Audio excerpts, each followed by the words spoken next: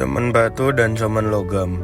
Zaman batu dan zaman logam adalah dua tahap penting dalam perkembangan kehidupan manusia purba berdasarkan bahan utama pembuatan alat. Zaman batu. Zaman ketika manusia purba menggunakan alat-alat dari batu yang dipecah, diasah atau dipoles untuk memenuhi kehidupan hidup seperti berburu, memotong, dan mengolah makanan. Zaman ini terbagi jadi 4. Yang pertama Paleolitikum atau batu tua, yang kedua Mesolitikum atau batu madya, yang ketiga Neolitikum atau batu baru, dan yang terakhir Megalitikum atau batu besar.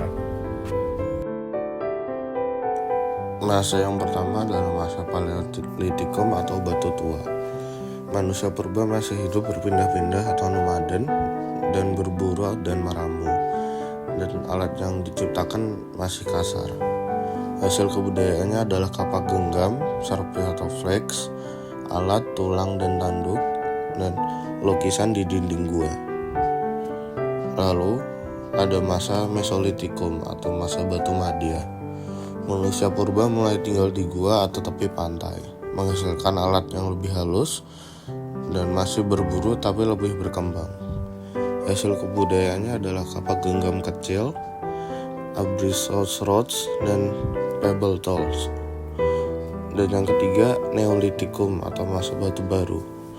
Manusia purba sudah hidup menetap dan mengenal bercocok tanam dan memelihara hewan.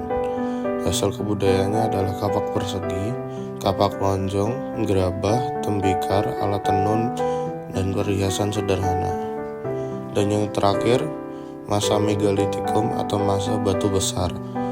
Manusia purba mempercaya adanya kepercayaan kepada roh nenek moyang dan bangunan upacara dari batu besar. Hasil kebudayaannya adalah menhir, dolmen, sarkofagus, punden berundak, kubur batu, arca batu. Ciri umum zaman batu adalah manusia mulai berkembang dari pola hidup nomaden menjadi menetap dan mengenal pertanian pada tahap akhir. Zaman logam. Zaman ketika manusia mulai mengolah logam untuk membuat alat dan senjata. Logam lebih kuat dan awet dibanding batu, sehingga teknologi dan kehidupan sosial semakin maju.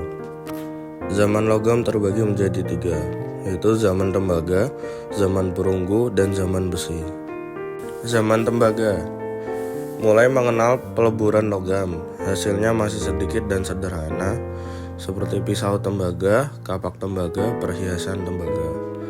Lalu zaman perunggu. Teknologi semakin maju dengan teknik cireperdu atau cetak lilin. Bentuk alat lebih rumit seperti nekara, kapak corong, bejana perunggu, candrasa, gendering perunggu, dan perhiasan. Lalu yang terakhir ada zaman besi. Logam besi dominan, alat sangat kuat untuk pertanian dan peperangan. Contohnya mata bajak, cangkul, pedang, pisau, tombak, dan kapak besi. Pada masa ini mendorong pertanian, perdagangan, dan kemajuan sosial budaya.